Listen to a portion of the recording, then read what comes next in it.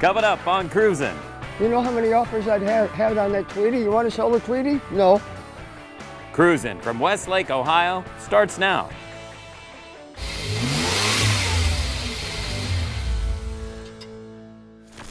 Hi, welcome to Cruising. I'm Bill Barranque. You know that whole thing about the car that was just driven to church on Sundays? Well, how about this? A bunch of cars driven to the St. Bernadette Parish Car Cruising in Westlake, Ohio.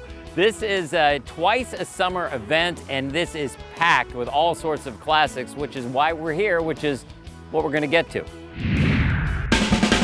The biggest key to owning a vintage car is making sure you have an overstuffed Tweety in the seat? Yeah. You know how many offers I'd had on that Tweety? You want to sell the Tweety? No.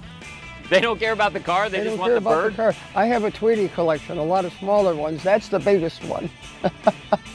Wow, you can buy another car by selling all your Tweeties. Yeah. What was it about the 71 Olds Cutlass Supreme? I guess just looking at the paint job, it had to be a convertible. I was looking late 60s, early 70s. I didn't want to go beyond 72. Saw this on the internet, bought it out of North Carolina. I looked at it for 2 weeks. My wife looked at me. I asked the guy for emails. He sent me 5 videos underneath. I mean, really, this car is a Southern car. It's clean. What do you really like about 71, 72? Just this style, the 71, 72, the 68, 69, and what more rounded. I'll say they squared this off. It's just, I liked this style. Now, when you bought it, it looked great. They had done the body, but you're going through the mechanical. What have you had to do? I've been doing mechanical, electronic ignition, of course the plugs and the belts and the wiring, put a new radio in, put all the new steering linkage, Pitman, idler, that type of thing. It's got 106,000 miles on it now. I bought it with just over 100, but it'll run another 100,000 miles, so. I like that you're like, ball joints, whatever. I mean, I did a radio. That's the first thing you mentioned is the radio. Yeah. Put a Kenwood in with a CD player. I love song The Beach Boys. That's what's on it right now. I pull into these shows and I'm playing the Beach Boys. I see. And the convertible motorized.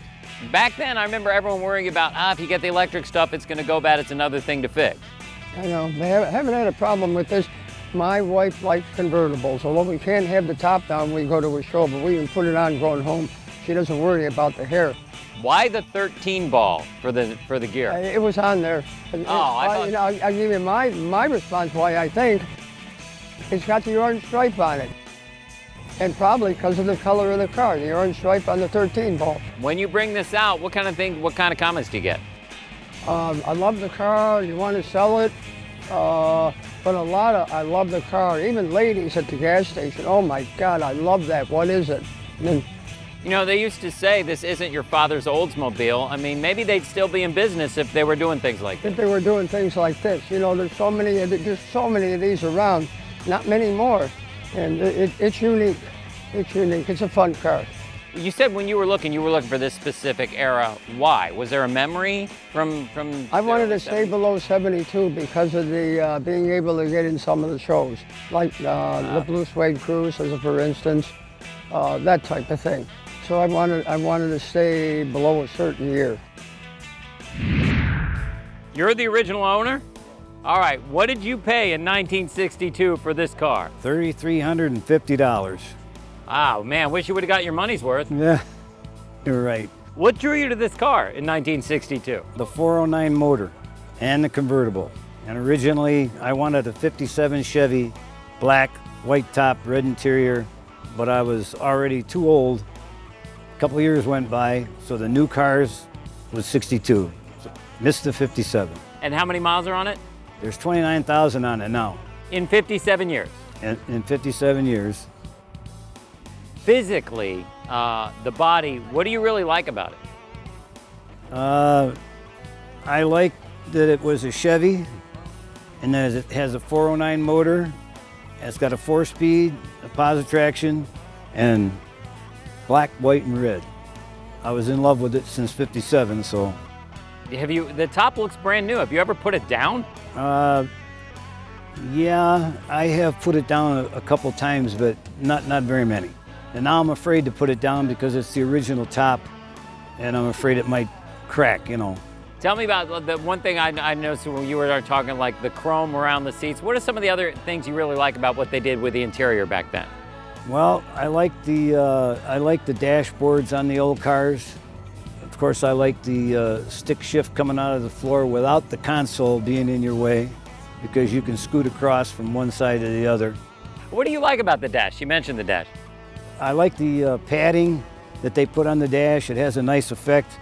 The painted surface on the dash, I always liked that, but I found out on the way over here I don't like it anymore, because the sun was hitting the dash and it was hitting me in the eyes and I could hardly see where I was going. Along with a couple other things, like when I first had the car, I was a lot stronger and I could steer it, and now it's like driving a Mack truck. That's how it feels, so it's just a lot different. Tell me about you kept saying the 409. Tell me about the engine. Well, they came out with that engine, I think, late in '61. They were talking about it. And of course, everybody was drag racing in those years. And '62 was the first production year for the 409. And it's the biggest motor that Chevrolet ever made. And naturally, I had to have it. Tell me what you think about what they did differently back then. They used all metal on the front end of these cars. If you look at any of these cars, and the back end of the cars, the bumpers were all chrome. So I like the metal. I like the metal grills. I like the metal around the headlights. All the little touches that they put on the cars that you don't see now. It's just... There's no shortage of chrome. No, they were... it's unbelievable what they did. And this car's light on chrome. Even like the wheels, I mean, just the things that they did different then with the hubcaps. Well, the spinners on the hubcaps were kind of went with this model car. The other cars, the Bel Airs and so forth, this was called a Super Sport. So those hubcaps went with that Super Sport model. Is there anything you wish they did differently? Can't really think of anything. They offered power brakes and power steering, and I didn't want to get that because I was afraid it would take horsepower away from my motor. But in hindsight, I sure wished I would have got it.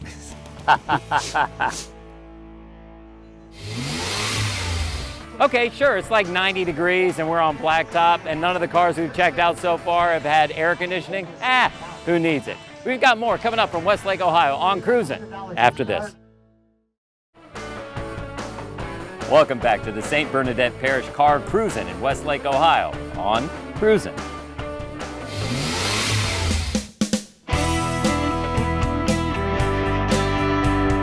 How did you guys find this? We lucked out. The city used this truck from 1938 till about 1959, and after that it just kind of disappeared into the woodwork somehow, and eventually the city sold it. That's a big truck to disappear. Yeah.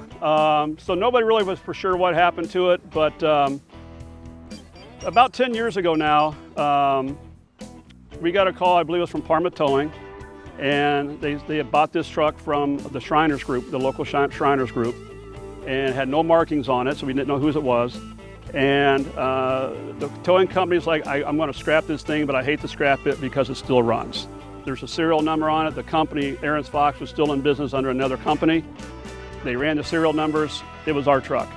And so the towing company, from my understanding, is the towing company gave the truck back to the department, and then it began a slow process of restoration. What did you guys have to do? Well, the first thing we did was our assistant chief met up with a group of volunteers from the Crawford Auto Museum. Every Wednesday night, there'd be 12 to 24 people working on this truck. They did a frame-off restoration, and without the guys from the Crawford Auto Museum, we'd have still been trying to put this thing back together.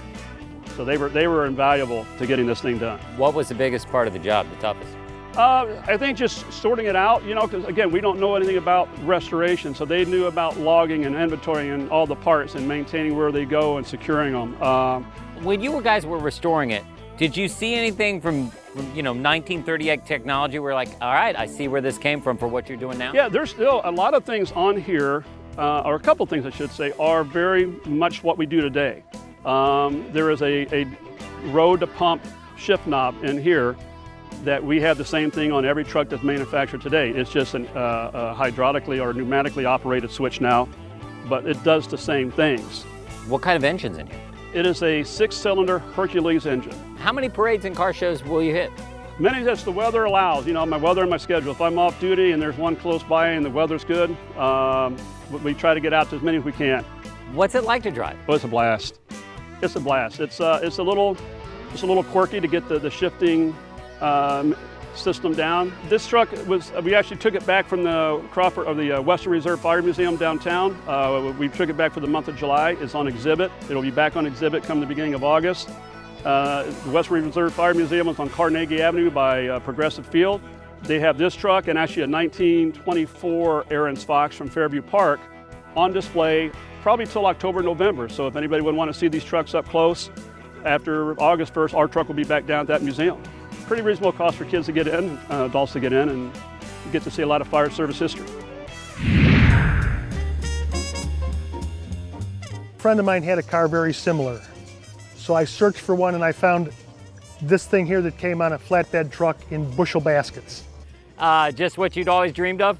No, but it was a pretty nice body and everything. So I put it in the garage thinking I'd probably restore it. It sat there for 20 years. And after 20 years, I decided I wasn't going to restore it. I wanted something I could drive and go down the road. So I got it ready in about 6 weeks to drive to the Street Rod Nationals in Columbus. No interior, windshield only, seat of the pants, but we made it. After 20 years, what made you go, oh yeah, I got this car I should fix? I bought the car, when I first bought the car complete, in pieces, it was $1,500. Then I put about another $1,500 in the interior when it was all done. Everything else, that's the whole cost of the whole car, about $3,000. That's insane. Just the way it is now. I had somebody that painted the car, a good friend of mine, and did the frame and everything. I mean, everything was done at my house. What was the biggest challenge? I don't know. I don't think there was any major big challenges. I have a lot of friends, and I mean, we did a lot of crazy stuff with the car. It started off with kind of like, what are we going to do? And we put a top from a '62 Chevy Impala station wagon on top of there. So it made the car solid, goes down the road 90 miles an hour if you want, and it doesn't shake and rattle, it just goes. And a V6 Chevy motor that came from Reed's Auto Salvage out in '82. That was all stuff because I had a lot of people that knew things, and we tried a lot of stuff, and it worked well. Okay, so start to finish. I know you said you got it going in 5 weeks, but start to finish, how long did this take? 5 years, probably, to paint it, all painted, because it went around in primer for, like everything, about 5 years. Now this is a slant windshield. Would you said this is the only? Most Model A's have a visor on the front. 31, they made a few slant windshield cars. There are not a lot of them, but the windshield slant's similar to the 32 Ford. Not a lot of accessories on that dashboard, huh? No accessories. Gas gauge does not work because it has a cork float in there like a wine bottle. After a while that sinks, so that stays down all the time. Has an ammeter and a key, that's it. That is all there is. Who doesn't love suicide doors? What do you like about suicide doors? I always make sure before I'm driving the car I lock them. Because if they fly open, and if there's kids in the back and they open the door, it's like an ejection seat. Have we had issues with doors flying open? Not on this. I bought this car originally because I wanted to haul my kids around in it because I had a sedan delivery before this. I bought this car, by the time I got it finished, kids were too big to go in the car, so it worked out well. What's your favorite part about the car? My favorite part is when it's going down the road, it's running and it's not this hot outside, because it's very hot inside there. But when you open the windshield all the way up, which you can open it all the way up, it's like riding a motorcycle. The bugs go in and everything else. What are the seats from? The original Model A seats. Oh, really? So I wanted it to look like, the interior's all original, dashboard's original, gas tank's original, and it's just lower than it should be originally. But everything else is pretty much original. It does 90? It'll do 90 if you want. It's got a 6-cylinder Chevrolet, and it'll do anything a 6-cylinder Chevrolet will do. These were not aerodynamic. They're like pushing a brick through the wind. Up next. Trucks now are so hot in the market. We have just finished up this F100 here. The Buckeye guys. They're next on Cruisin'.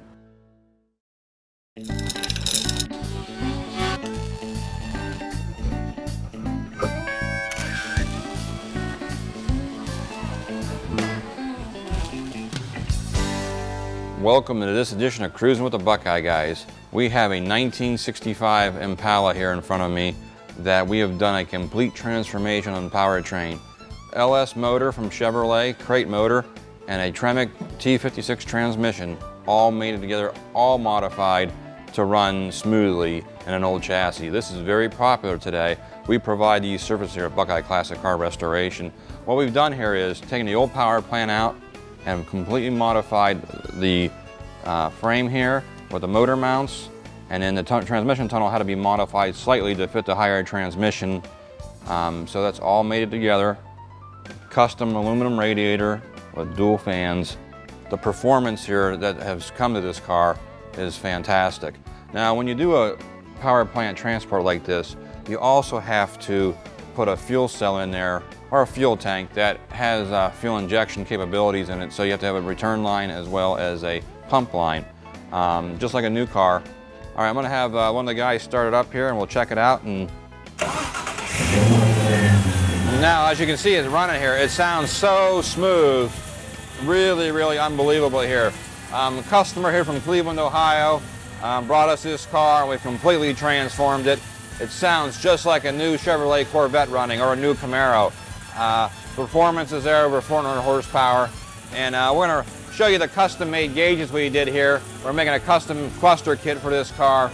You have to use aftermarket gauges with the fuel injection and the electronics to get the accurate readings. So right now we made a cardboard template, and we'll show that to you and how we got this thing to start. Now with the custom gauge kit here, the owner decided to put some aftermarket custom gauges in here. You've seen us modifying the gauge assembly there to accept these gauges. So this is sort of a aftermarket retro mod cluster we're doing here. These are really super sharp gauges, airplane style. And to get the motor to start, see what the oil pressure and stuff was, fuel level, we just made a template here so you can see how they were coming out, how they were going to look and lay out the design. But we can do that all here at Buckeye Classic Car Restoration, your Restomod headquarters. We can also do trucks too. Trucks right now are so big in the industry. We have two beautiful trucks in here we're just finishing up. We have a Ford F100 and a 72 C10. We'll show you some images of those. With Buckeye Classic Car Restoration, trucks now are so hot in the market. We have just finished up this F100 here. It's a 53. It is absolutely fantastic, beautifully done. We'll show you some pictures of it. But these trucks right now are bringing all the money. And we can do all the works on your classic trucks. We have a C10 over there that's absolutely gorgeous. As Buckeye Classic Car Restoration here, this is a original C10 truck here. Modified the power plant. It is a late model 383 stroker. And we also put a fuel injection on there from Holley Performance. Runs fantastic. If you want to upgrade your car, your 4-barrel carburetor with today's gas is a problem. If you look here, we completely redone this whole truck. Full frame off restoration, and it looks absolutely fantastic, and one happy owner.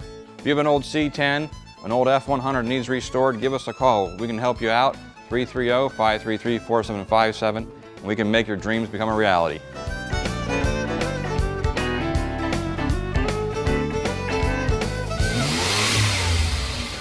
Coming up. I don't know, they say they're never done, but I'll think of something. That's next on Cruisin'. Welcome back to the St. Bernadette Parish Car Cruisin' in Westlake, Ohio on Cruisin'.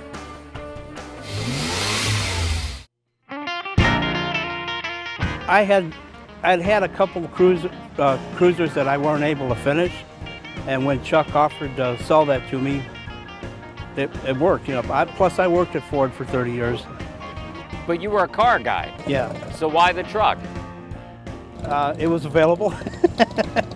You know, it's not really complicated. It was, you know, I saw a chance to, you know, finally do a cruiser and finish it.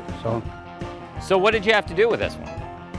Well, all the wood in the back had to be taken out. I took the bed off the frame and put it on sawhorses. It DA'd about 3 or 4 coats of paint off the bed. I put brand new wood in the bed with about 7 coats of polyurethane on it. So it was a process. Now this is a Subaru color? Yes, because I was looking at the time at the new Ford Blues, but they were going to be quite expensive for a gallon of it. So I said, just show me some blue colors, and I picked this one out. When you got into this and you're going through the back end, was there a point you're like, oh man, this is a big job, bigger job than I thought? No, because I had a lot of help. My son helped me a lot, my friends, a lot of the cruisers. So, you know, when you start seeing it come together, you know, you're wanting to see what it's going to be at the end. So. How long did it take before you started to see it come together? Because that's a big job. After the paint, I think, it was towed from the paint to the upholstery shop. Tell me about the interior. I know it was custom, but was it, like, did you take the seats from, do you know what the seats came from or anything? Yeah, the seats are 2002 Silverado. Wait, you're mixing Ford and Chevy? I thought that's blasphemy. No, they were Silverado seats, and I had him take the headrests out of them because it looked kind of hokey with the headrests sticking up in the back window. What's your favorite part of this truck? I think the interior, you know, because when I bought it, it had Villager seats or something in it, and the wiring was all mangled and everything, so, you know, it's modern interior in there now. Oh, yeah. I got cup holders. What's left to be done? I don't know. They say they're never done, but I'll think of something. One of the many things we enjoyed today is how much of the community has come out to join and support the St. Bernadette Car Cruising here in Westlake, Ohio. By the way, proceeds from today going to support the Wounded Warrior Foundation. I'm Bill Barranque. Thank you so much for joining us, and we'll see you on the next Cruising.